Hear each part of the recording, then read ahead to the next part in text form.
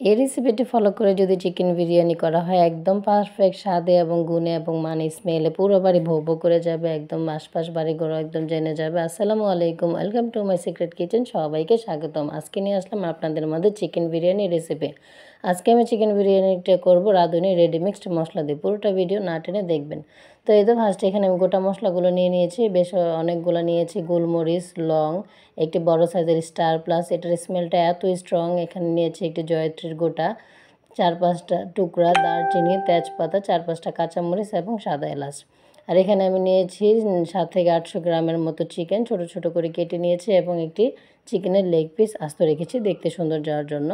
তো এই তো এখানে ফার্স্টে আমি এখানে মশলাটা রেডি করে নেব। জয়ত্রীটা যদিও এটা ছোট মনে হচ্ছে, এটা কিন্তু পুরোটা লাগবে না। এটার স্মেলটা এত স্ট্রং, এটা 3 ভাগের 1 ভাগ দিলেই হয়ে যাবে। তো এটা আমি ফার্স্টে বেটে নেব অল্প একটু পানি দিয়ে।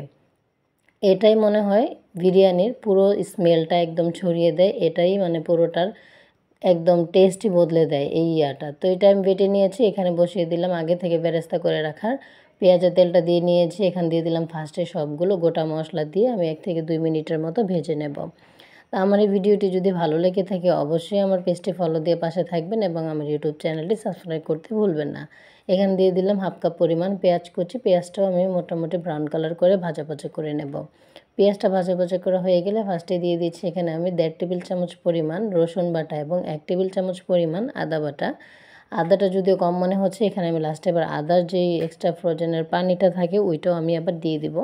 আদা রসুনটা দিয়ে কিছুক্ষণ ভাজা ভাজা করে নিয়েছি কাঁচা স্মেলটা যাওয়ার জন্য। তারপরে দিয়ে দিলাম ভাজা জিরার গুঁড়ো এবং যে জয়ত্রীটা বেটে রেখেছিলাম এটার 3 ভাগের 1 ভাগ দিয়ে দিব। এতেই কিন্তু এর স্মেলটা অনেক স্ট্রং আসবে। সব কিছু মিক্সড করে আবারও একটু ভাজা ভাজা করে নিচ্ছি, মিক্সড করে নিচ্ছি। না হয়ে গেলে এই পর্যায়ের মধ্যে অ্যাড করে দেব 2 টেবিল চামচ পরিমাণ ভরে ভরে রাঁধুনি রেডি মিক্সড মশলা। তো মশলাটা দিয়ে আবারও আমি সব কিছু মিক্সড করে নিচ্ছি। তারপর এখানে আমি মিক্সড করা হয়ে গেলে দিয়ে দেবো স্বাদ মতো লবণ এবং অল্প একটু ধনে গুঁড়া। তো এবার এই পর্যায়ে এই রেসিপিটি ফলো করে যদি আপনারা বিরিয়ানি বা চিকেন বিরিয়ানি বা বিফ বিরিয়ানি যেটাই করতে চান না কেন, বিরিয়ানি বা তেহেরি একদম পারফেক্ট হবে স্বাদে এবং গ্রেনে। আশেপাশের বাড়িঘরের মানুষও কিন্তু একদম জেনে যাবে যে কী রান্না হচ্ছে। তো সব কিছু দিয়ে আমি মশলা কষানোর জন্য আবারও দিয়ে দিলাম অল্প একটু পানি এবং একটু আদার পানি ছিল ওইটাও দিয়ে ভালো করে মশলাটা কষিয়ে নিতে হবে এরকম তেল ভাসা ওঠা আগ পর্যন্ত। দেখতে পাচ্ছেন তেল ভেসে উঠেছে, এর মধ্যে একে একে আমি সবগুলো চিকেন দিয়ে ভালো করে নাড়াচাড়া করে মিক্সড করে আমি দিয়ে দেবো এই পর্যায়ে 1 কাপ পরিমাণ লিকুইড গরুর দুধ আগে থেকে জাল করা।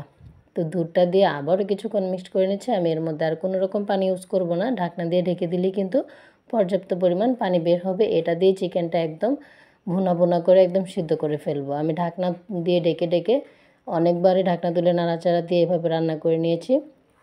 এই পর্যায়ে দিয়ে দিলাম এখানে 1 টেবিল চামচ ভরে টমেটো সসটা আপনারা চাইলে মশলা কষানোর টাইমেও দিতে পারেন। তো যাই হোক আমি এখানে দিয়ে আবারও সব কিছু মিক্সড করে দেখতে পাচ্ছেন চিকেনের কালারটা একদম তেল ভেসে উঠেছে, পানিটা টেনে গিয়েছে, চিকেনটা আমার রান্না করা কমপ্লিট।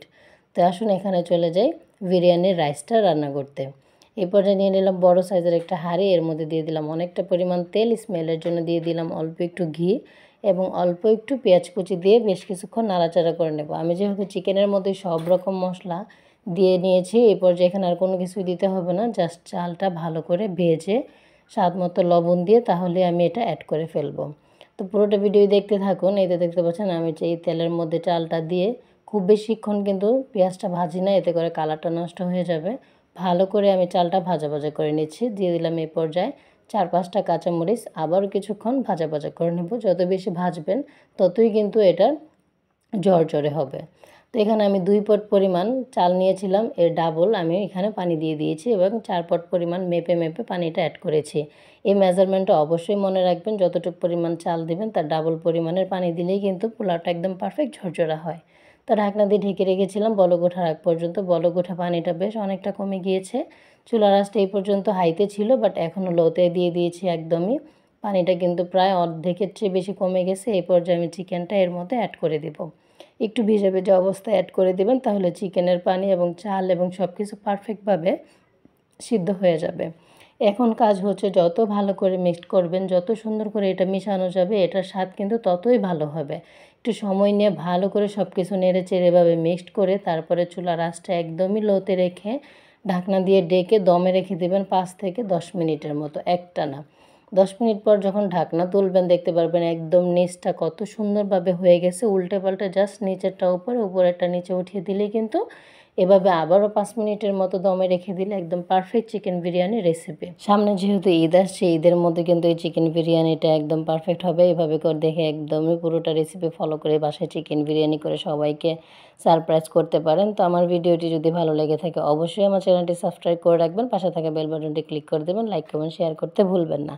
আপনাদের নতুন নতুন ভিডিও দেওয়ার জন্যই আমি অপেক্ষায় থাকি। কার কীরকম ভিডিও দরকার পছন্দ আমাকে অবশ্যই একটি কমেন্ট করে জানাবেন। আপনাদের কমেন্টগুলো আমার অনেক বেশি ভালো লাগে। তো এই তো দেখতে পাচ্ছেন একদম ঝরঝরে পারফেক্ট হয়েছে, এত সুন্দর হয়েছে, এত ইয়ামি হয়েছে, একদম না খেলে বুঝতে পারবেন না। আমি ভয়েস দিতে গিয়ে এখন ইচ্ছে করছে। আর বিরিয়ানিতে অবশ্যই সালাদ তো লাগবে। আর কার কার এরকম পেঁয়াজ, শসা, টমেটো এরকম ছাড়া সালাদ ছাড়া হয়ই না। তো আশা করি আমি খেতে খেতে বিদায় নিয়ে নিচ্ছি। সবাই ভালো থাকবেন। আসসালামু আলাইকুম, আল্লাহ হাফেজ।